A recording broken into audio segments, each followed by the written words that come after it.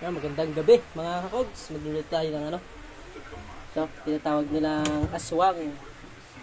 Tukik. Pero tukik tawag sa amin tukik. Sa laot ang tawag nila dyan aswang. Ito yung mga kumakain ng mga buhay-buhay nila sa nakasabit sa bangka. Ayan, magpapalang lang tayo guys. Aswang.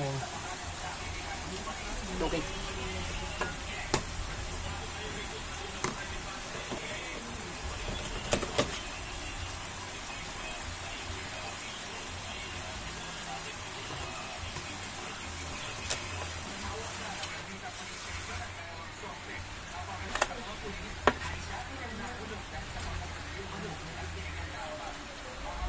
Ayan guys, may ano pa tangkab.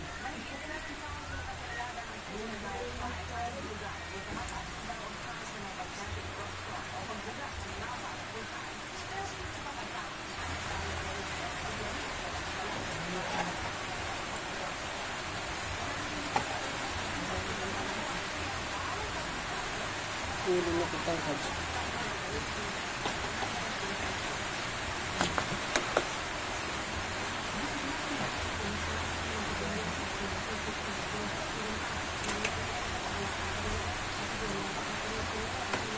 Aswang guys din naman kasi may pango mo. Kalimpang mo.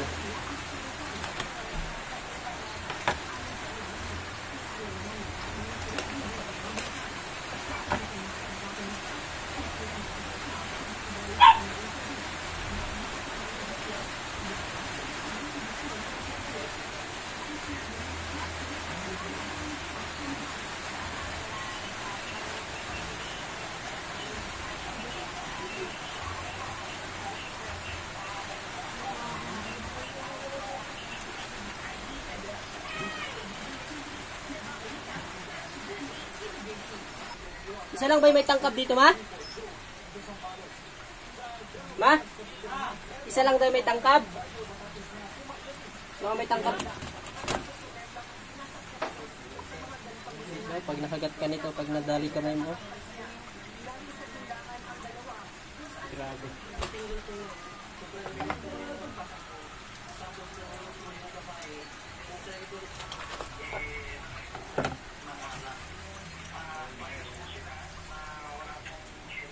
Ayan, tanggalin lang natin mga bituka. Tsaka yung hasang.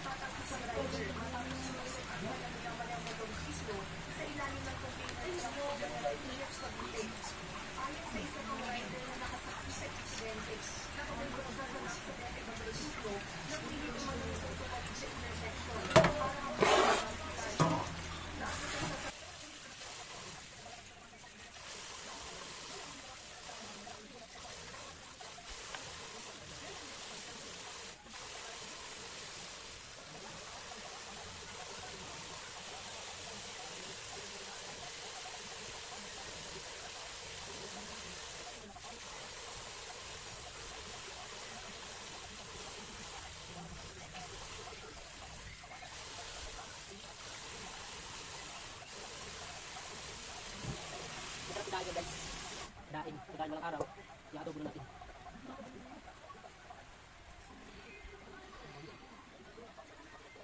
I-adobo natin. Pagdoon at tatawagin sa local name na Furby.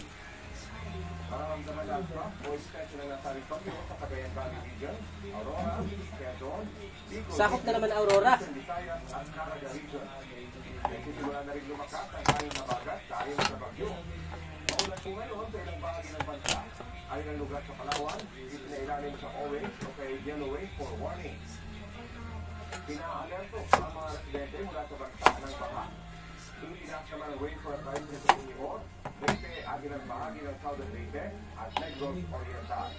Tatagal po ang mga nasabing babala hanggang alas 11 ngayong umaga. Asahan ang ulan sa mga susunod pa oras sa halos buong bansa kasama na ang Metro Manila. Base sa wave forecast ng Metro Weather. Posible ang heavy rain sa maaaring magdulot ng baha o landslide. Si dismissed Mayor Alice Go.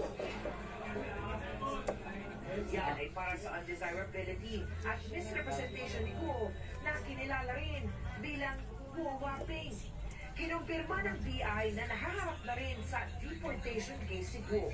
Ayon sa Justice Secretary, maraming paglabag sa immigration laws ang dating alkalde. Fake passport, they're being an alien actually, they're being an alien, trying to become our country. It's really an immigration matter. Kaya sa tanong kung sa Senado ba o sa Tarlac RTC dapat ang custody ni Guo, paniwala ni Remulla, Bureau of Immigration dapat na may kustodiya sa dating alkalde. Malinaw na malinaw yan na immigration case tayo hinahawakan dito, and that's very, very important. May primacy ang immigration case. Aminta. When it comes to ISPO. An immigration case should take precedence over everything. In fact, non-bailable ang ang immigration case, walang bail yan. Dagdag ang immigration case na ito sa patong-patong ng illegal na kinakaharap ni Guo sa iba't ibang korte sa bansa. Pero gaya ng ibang mga dayuhan na may mga kaso, kailangan matapos muna ang mga ito at mapagsilbihan ng sentensya bago maharap sa deportation.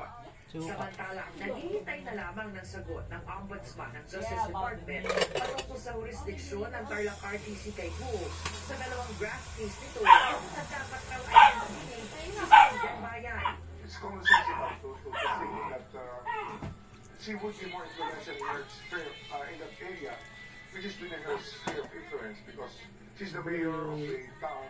Pampanga. Meron ho kasing mga witnesses na This chef has seriously mastered his craft. He only needs a red hot solution or dry bonito flakes. On this Japanese cold line fishing boat, fishes.